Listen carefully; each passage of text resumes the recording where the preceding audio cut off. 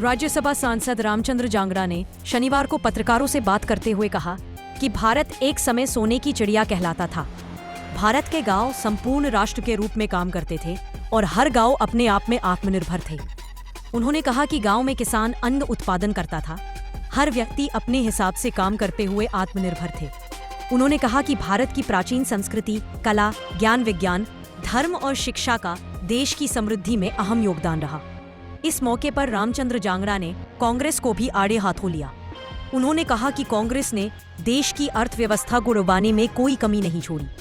शनिवार को रोहतक स्थित भाजपा कार्यालय मंगल में पत्रकार वार्ता के दौरान राज्यसभा सांसद रामचंद्र जांगड़ा ने कहा कि स्वतंत्रता के बाद विपक्ष की सरकारों ने पश्चिमी विकास मॉडल और आयात पर निर्भर मिश्रित अर्थव्यवस्था को अपनाया, जिसका परिणाम यह निकला कि भारत के उद्योग कमजोर हो गए और हम विदेशों में बनी वस्तुओं पर निर्भर होकर रह गए। रोहतक, हरियाणा से हमारे ब्यूरो चीफ विकास ओहलियान की रिपोर्ट। ने देश की अर्थव्यवस्था को डुबोने में कोई कमी नहीं छोड़ी और इस बात को आत्मनिर्भर भारत कैसे हो, कैसे हर भारत के कारीगर के हाथ को काम मिले, कैसे आज की मॉडर्न अर्थव्यवस्था के तहत भारत को आर्थिक ऊंचाइयों पर ले जाया जाए, इस और 2014 के बाद विशेष तौर पर हमारे माननीय प्रधानमंत्री जी ने ध्यान दिया और उन्होंने देश को नारा दिया कि वोकल फॉर लोकल, अपने देश की बनी हुई चीज पर गर्व करें, मेक इन इंडिया, भारत में निर्माण हो और made for world, make for world, दुनिया के लिए निर्माण करें और भारत में निर्माण करें। और make in India made by Indians, Bharat के लोग ही उस चीज का निर्माण करें जो भारत में चीज निर्मित हो। और जितनी विदेशी कंपनियां थी उनके सामने भी एक शर्त लगाई गई कि उत्पादन भारत में करना होगा, रोजगार भारत में देना होगा, भारत के लोगों को देना होगा और उसके साथ साथ मॉडर्न तकनीक के लिए एक स्किल डेवलपमेंट का प्रोग्राम भी इसके पैरेलल चलाया हमारे देश के प्रधानमंत्री जी ने, क्योंकि जब तक आदमी के हाथ में स्किल नहीं होगी तब तक वो करेगा क्या। भारत के जितने सॉफ्टवेयर इंजीनियर हैं, दुनिया के अंदर बड़ी बड़ी कंपनियां हैं, वहाँ पर भारत के इंजीनियर काम कर रहे हैं, भारत के डॉक्टर बाहर काम कर रहे हैं, भारत के एमटेक, बीटेक, आईआईटी, आईआईएम, यहाँ के देश का दिमाग जो है ना बाहर जाके उन देशों के अंदर ऊंचाइयों के ऊपर देशों को ले जा रहा है, लेकिन भारत में उनको अपॉर्चुनिटी नहीं दी गई। आज ये समय आ गया 2014 के बाद से भारत में अपॉर्चुनिटी दी जाने लगी और भारत ने ये सिद्ध करके दिखा दिया। अभी फिलीपींस में हमारे देश की ब्रह्मोस जो सुपरसोनिक मिसाइल है, फिलीपींस सरकार ने ऑर्डर दिया है 374.96 करोड़ का।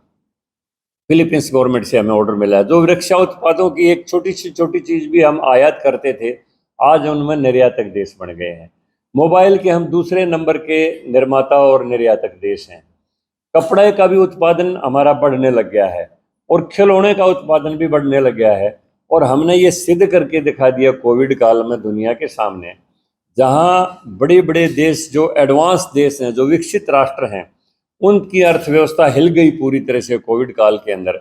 लेकिन हमारे देश में सबसे पहले वैक्सीन का आविष्कार हुआ और अपने देश की 140 करोड़ की आबादी की वैक्सीनेशन के बाद 100 से ज़्यादा लोगों को, देशों को हमने वैक्सीन का निर्यात किया और उसकी गुणवत्ता को सिद्ध करके दिखाया कि भारत में कैलिबर की, क्वालिटी की, माइंड की कोई कमी नहीं है, दक्षता की कोई कमी नहीं है और भारत हर मामले में आज आत्मनिर्भर है। और हमारे देश की खादी ने भी ऊंचाइयों को छुआ है, इसका भी निर्माण और निर्यात और इतने तकरीबन 70 गुना 2014 के बाद से ये बढ़ा है इसका खादी का उत्पादन भी। तो मेरा आज के कहने का मतलब यही है कि हमें अगर उस दौर के अंदर जाना है जिस समय भारत को सोने की चिड़िया कहा जाता था। मैंने तो पूरे देश के, जब मैं चेयरमैन था हरियाणा सरकार में, मैंने इस सेक्टर में विशेष तौर पर विजिट करके जानने की कोशिश की। मैं वाराणसी के हथकरघों के अंदर भी गया, जो सेक्टर है जो वहाँ वाराणसी की जो बनारसी साड़ियाँ बनती हैं उस सेक्टर के अंदर गया, एक एक मकान के अंदर गया, मैंने हथकर करके देखे और उन्होंने बताया जी हमें एक शोरूम वाले से धागा लेके और उसी का हम मजदूरी का काम करते हैं, 10 दिन में एक साड़ी उतरती है और हमें 4,000 रुपये एक साड़ी बनाने की मजदूरी मिलती है। लेकिन अगर हमें लोन मिल जाए और खुद का धागा खरीदने का हमारे पास पूंजी का साधन हो, तो हम वही साड़ी जो है बाजार में जो 20-25 हज़ार रुपये में वो बेच के, और उस साड़ी के अंदर एक एक साड़ी के अंदर 10-10, 12-12 हज़ार रुपये प्रॉफिट ले लेते हैं। हमें कुल 400 रुपये रोज़ की मजदूरी मिलती है। अगर हमें मौका दिया जाए तो हम इसको आगे ले जा सकते हैं। और मुझे कहते हुए खुशी हो रही है, योगी सरकार जी ने उनको जो मशीन से चलने वाले जो हथकरघे जो हैं वो उनको उपलब्ध करवाए, और आज उनको लोन भी दिए जा रहे हैं। और वाराणसी का जो साड़ी का जो सेक्टर है, बनारसी साड़ी जिसको हम बोलते हैं, उसमें जो हमारे हथकरघा के कारीगर हैं उनकी आर्थिक अवस्था एक बहुत अच्छी सुधार की प्रक्रिया के ऊपर चल पड़ी है। तो उन्हीं के एक नेता जयप्रकाश ने कहा है कि ये यात्रा तब क्यों नहीं निकाली जब 2016 में आंदोलन हुआ या किसान आंदोलन हुआ, तब ये यात्रा क्यों नहीं निकाली गई, क्योंकि वो भाजपा में। बात यह है जी, ये इनका अपना विषय है। वैसे तो अब तो वो भी कांग्रेसी है, वो भी कांग्रेसी है, और हमारी पार्टी ने तो उनको सम्मान देने में कोई कमी नहीं छोड़ी। घर में 3 मेंबर हैं, और 3 मेंबरों में से उनकी माता को तो बना दिया एमएलए, और पिता को बना दिया केंद्र में मंत्री, राज्यसभा में लेके, और बेटा बना दिया सांसद। अब 3 आदमी, तीनों को इतना बड़ा सम्मान दे दिया, और फिर भी अगर आदमी जाके बाहर कोई यात्रा करता है, अरब करता है, तो वो अपने हारी हुई बाजी पीट रहा है, और कुछ नहीं है, पल्ले कुछ नहीं है। सवाल ये किया है कि ये यात्रा तब क्यों नहीं निकाली, जब क्यों निकाल रहे? वो उसका जवाब उसने मांगा है तो उसी को दे देगा जवाब, हमारा ये विषय ही नहीं है। अगर सब आप भी ओबीसी समाज से आते हैं, कांग्रेस ने जो प्रदेश अध्यक्ष ओबीसी समाज से बनाया है, कांग्रेस में हाँ, कांग्रेस का कांग्रेस ने प्रदेश अध्यक्ष ने समाज से बनाया है, किस तरह से? कांग्रेस अध्यक्ष, बात ये है जी, कांग्रेस ने अपने एक पुराने कांग्रेसी को प्रदेश का अध्यक्ष बनाया है। उसमें ना तो उन्होंने कोई ओबीसी का वो कभी चेहरा रहा।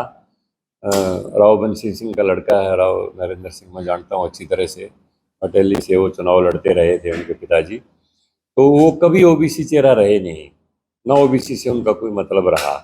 आज के समय में BC-B श्रेणी के अंदर यादव समाज आता है, वो बात अलग है, लेकिन उनका पारिवारिक जो पृष्ठभूमि है वो कभी ओबीसी की नहीं रही। ना ओबीसी का उन्होंने कभी कोई आंदोलन में हिस्सा लिया, ना कभी ओबीसी की कोई आवाज़ उठाई, ना ओबीसी का वो चेहरा है। वो कांग्रेस के पुराने वर्कर है, ठीक है, उनको बना दिया, वो अपना कांग्रेस का विषय है। क्या बढ़ा है? कर्ज देश के ऊपर बढ़ गया, आत्मनिर्भर की आप बात कर रहे हैं, दूसरे नंबर पर जो है कर्ज में आ गए। देखिए, बात सुनो, कोई भी संस्थान हो, कॉरपोरेट सेक्टर हो, कोई भी देश हो, जब तरक्की करता है तो कर्ज भी लेना एक स्वाभाविक सी प्रक्रिया रहती है, लेकिन उस कर्ज का इस्तेमाल कैसे हो रहा है, देश के विकास के लिए हो रहा है या देश के लोगों की कुछ करप्ट सिस्टम की जेबों में वो कर्ज जा रहा है, ये देखने की चीज़ होती है।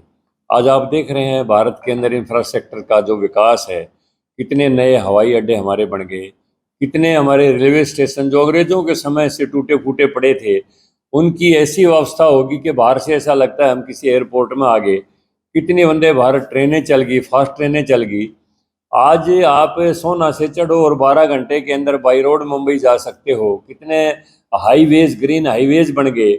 तो देश का विकास इतनी तीव्र गति से है, वहाँ पर कर्ज कोई बहुत बड़ी चीज़ नहीं है। और मैं ये कह सकता हूँ, भारत के पास आज विदेशी जो मुद्रा का जो भंडार है वो इतना बड़ा है कि हर कुछ आर्थिक पॉलिसीज होती हैं, कुछ रणनीति होती हैं, उसके तहत वो भंडार रखना पड़ता है।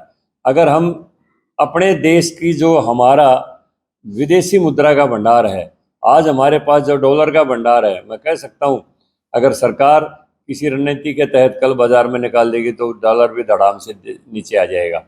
लेकिन ये कुछ रणनीतिक बातें होती हैं। हमारे देश की व्यवस्था, अर्थव्यवस्था पूरी तरह से सुदृढ़ है, पूरी तरह से प्रधानमंत्री जी के हाथों में देश सक्षम है।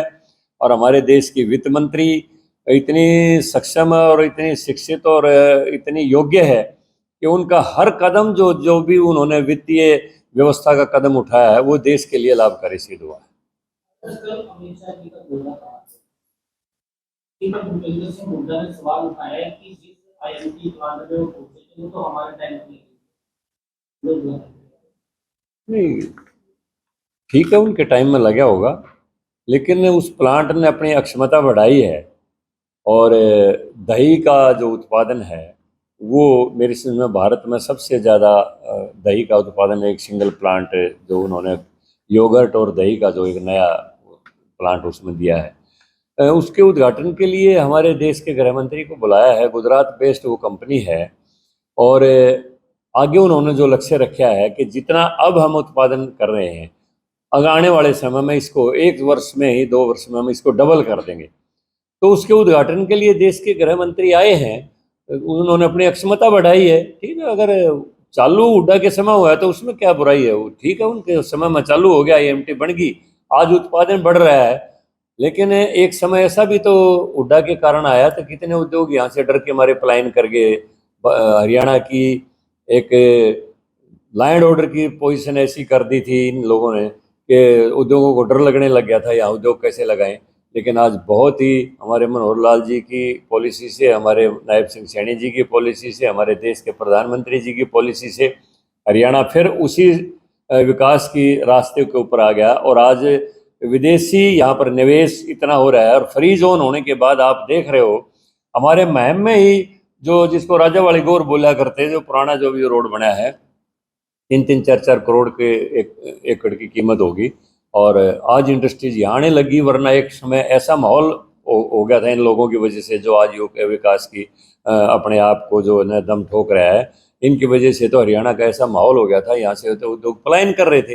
लेकिन आज पुनः यहाँ पर एक शांति की व्यवस्था है, उद्योग आ रहे हैं, यहाँ पर इन्वेस्टमेंट हो रहा है और हरियाणा एक बहुत ही अच्छी विकास की गति के ऊपर, देश बहुत ही अच्छी विकास की गति के ऊपर चल पड़ा है।